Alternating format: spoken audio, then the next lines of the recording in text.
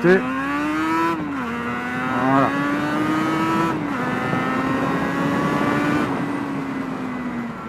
Voilà, c'est une machine qui ne ressemble vraiment rien du tout. Rien du tout sur le marché à cette époque-là.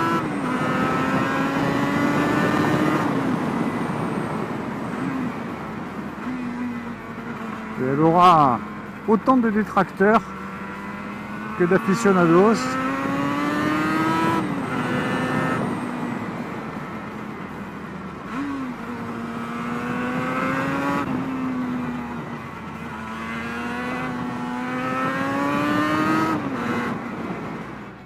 La TDR est un engin aussi étonnant qu'excitant.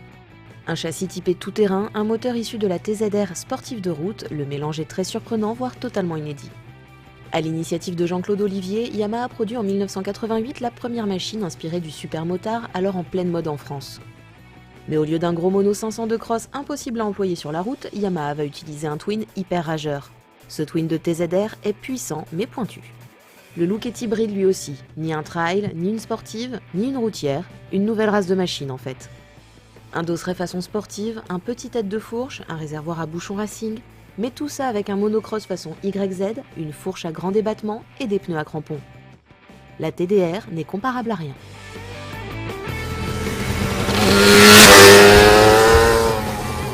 Au premier contact, lorsque vous démarriez la moto chez le concessionnaire à l'époque, vous saviez immédiatement si vous étiez fait pour la TDR ou pas. Tout simplement parce qu'avec un moteur très exigeant, très pointu, soit vous aviez la méthode pour démarrer en gardant un doigt sur l'embrayage pour accrocher le bon régime, soit vous caliez, et pour vous la TDR c'était juste une punition, une moto inconduisible.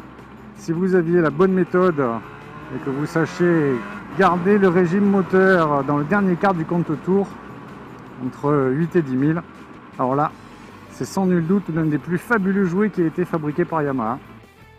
Un poids-plume, un moteur explosif à haut régime, un freinage presque trop puissant même si le mordant est mesuré, et une position trail avec le grand guidon, vous allez terroriser la ville et les petites routes avoisinantes.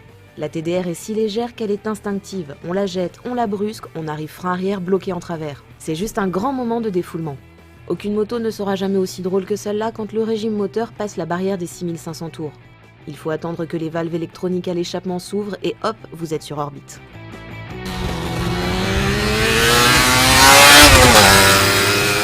Le châssis est juste génial et le moteur lui par contre est très pointu, très exigeant et autant pour le quotidien en ville, sa souplesse est à peu près acceptable, autant quand on veut commencer à s'en servir vraiment pour rouler vite, il n'y a qu'une seule méthode, il faut le cravacher. Et le cravacher, Dieu merci, la boîte est bien étagée et très précise, car maintenir le petit bicylindre entre 8 et 10 000, ben, ça demande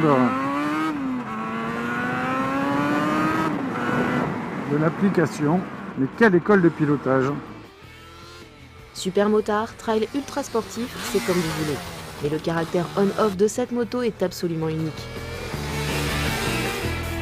Avec un peu de méthode, vous pouvez même aller rouler dans la terre sur votre TDR, et là l'apprentissage de la glisse sera viril quand vous dépasserez les 8000 tours, mais c'est ça qui est drôle.